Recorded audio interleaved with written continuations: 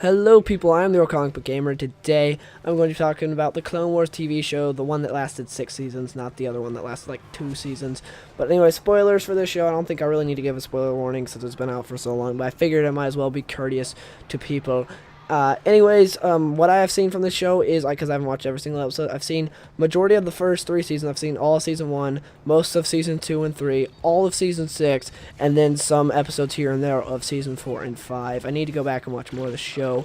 I'm just going to be, in this video, I'm just going to be discussing Clone Wars and jumping from topic to topic just completely randomly. So don't expect there to be any rhyme or reason for why I'm talking about something, just completely random about what I'm going to be talking about. But anyways, the first thing I want to talk about is Ahsoka Tano, because I hated Ahsoka. I thought she was useless, and there's just the whole point behind her was stupid.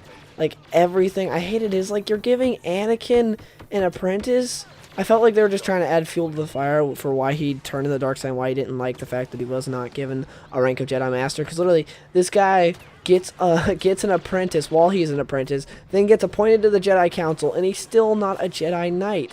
Yeah, I mean, he's still not a Master. It doesn't make sense. It just doesn't make any sense. I thought it was stupid. I was like, oh, Anakin needs this apprentice to sort of teach him a lesson about something.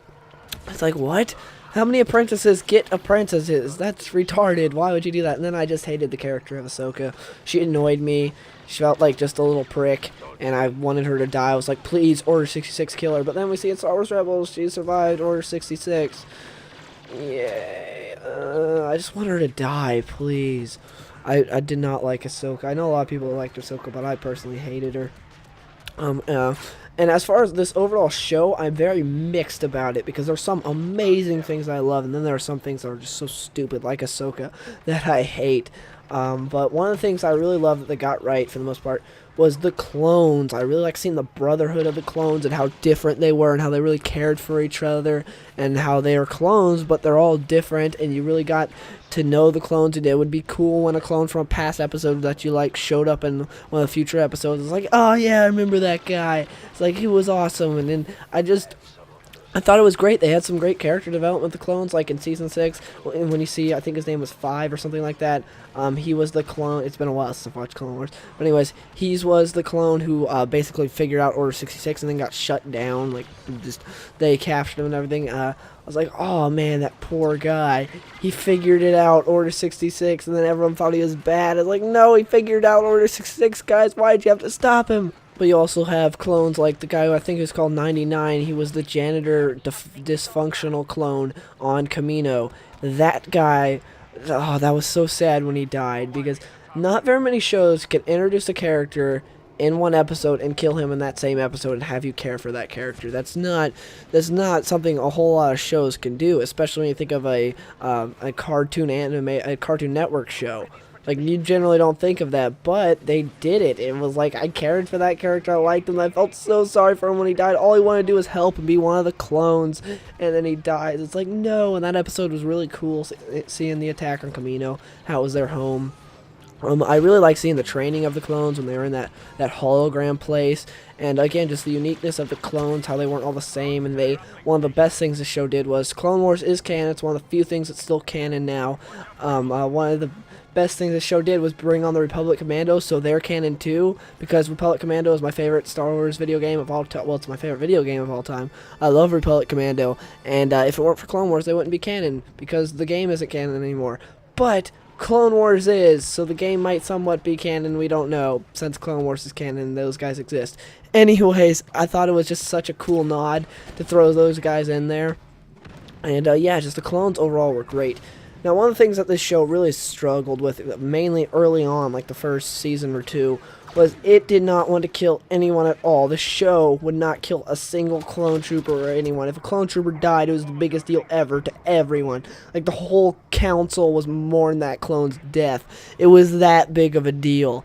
I mean, seriously, you would see this clone that just be left behind, then, like, Mace Windu would come out of nowhere and be like, gotta save the clone.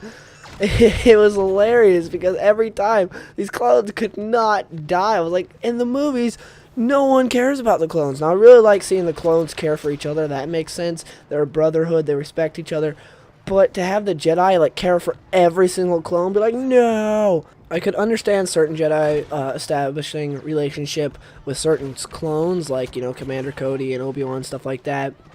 But you had some where they were just random clones, and the Jedi would be like, I gotta save them. In the movies, they just would not care, so it didn't make a whole lot of sense with that, and just the show was afraid to kill people. But then later on, it got to where it wasn't so afraid anymore, and that's when it got a lot better, because you didn't know if these characters were going to die or not, these characters that were introduced in the episodes. Like, that character actually has a possibility of dying, like 99, or like that Jedi apprentice that, Obi-Wan takes with him on a mission when he's going after when Darth Maul and Savage Opress ambush him and just kill that apprentice. I did not see that coming. He takes that Jedi with him. Actually, I don't remember if she's an apprentice or not. But anyways, a Jedi goes with Obi-Wan, and Savage Opress and Darth Maul just kill her straight up. I was like, dang, holy crap. And I just was not expecting that, especially in a show like Clone Wars, where they're afraid to kill. Now let's talk about all the new stuff they added, like Ahsoka, which I hate. For instance, the fact that they added Savage Opress. I hated and brought back Darth Maul. I hated Savage Opress. I thought he was stupid, and they got Clancy Brown to voice him, which was great because he's a great voice actor. But I didn't like the character. I didn't like the witches. I didn't like any of that, like anything to do with their race. One of the coolest parts about Darth Maul was the fact that we didn't know a whole lot about him. And then they decided to go all back into his past to explain every little thing, just every little detail. No stone was left unturned about Darth Maul. I was like, wow. We know basically everything about him now. I hated that. And then Darth Maul comes back, which was another stupid thing that didn't make sense. It felt like stupid fan service. Like, hey, remember when Darth Maul completely died? Well, now he's back. Like, he got chopped in half, and then his head smacks against the side as he's falling like thousands of feet. And then he survived, and it was just stupid. I hated that. And I didn't like how when Darth Maul came back, he's Chatty Cathy now. Prior to, in the movies, we saw that in The Phantom Menace, Darth Maul hardly talked at all. In this, he wouldn't shut up. Like, seriously, Darth Maul would never shut up. I get it, you died. Maybe you want to talk more, but dear God, you're back and you just don't shut up. I mean, I guess not dying makes you want to talk more. I don't know. At least it does for Darth Maul. He wouldn't shut up, and I thought bringing him back was stupid. There was only like one thing that I ever saw in the expanded universe that I liked when they brought him back, and that was a comic to where he came back to go like after Obi-Wan, and it goes to where Uncle Owen kills him, which I thought was really cool. Like Obi-Wan and Darth Maul have a fight, and then Uncle Owen ends up shooting him. Anyways, that's off topic, but that was really cool how Darth Maul was brought back there. Didn't make a whole lot of sense, but at least the battle was cool. Now, Darth Maul did have some cool moments, like the part where they kill Obi-Wan's apprentice. I like that episode 2, but I didn't care for them bringing him back, and they got the voice actor who played Starkiller in Star Wars The Force Unleashed. He wasn't bad, but just, you don't need Darth Maul talking that much, and I just didn't care for his character. They also added in Asajj Ventress, another character I didn't like. I thought she was stupid, and is she a Sith or not? Because if she is, I don't know what she is. She uses the Force and got a red lightsaber. I don't know if she's a Sith or not, if she's considered that. But anyways, if she is, she's kind of breaking the rule of the, like, always two there are. Because, Dooku and the Emperor, and her makes a third. Because, Grievous doesn't count as a Sith. Because he's like this cyborg dude that can't use the Force. He doesn't even have a red lightsaber either. Grievous was still sucked. That wasn't the show's fault, though. Grievous sucked in the movies, too, so, it's as expected. Cad Bane was pretty cool, and I like seeing all the bounty hunters. And that one bounty hunter with the sort of sombrero-type hat, that guy was cool, threw it like a really deadly disc. I liked that. Now, to me, the show was a bit of a missed opportunity in some aspects because I really wish they would have shown more of Anakin and Obi-Wan's adventures that we heard about in the movies but never got to see. How they're always like, remember when Anakin saved Obi-Wan this time and this time and this time? I was like, oh, I want to see stuff like that. That sounds really cool. But we hardly ever got that. We got that occasionally, and when we did, it was generally pretty cool. But like the episode where Obi-Wan fakes his death, I really like that episode. That's one of my favorites. I thought that was pretty cool.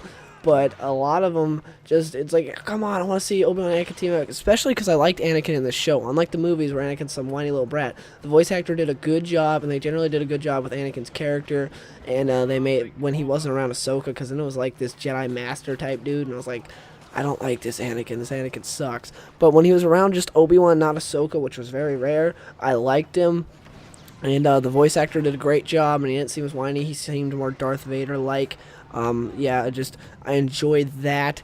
But yeah, I wish they would have done more of Obi-Wan and Anakin's adventures that we heard about but never got to see.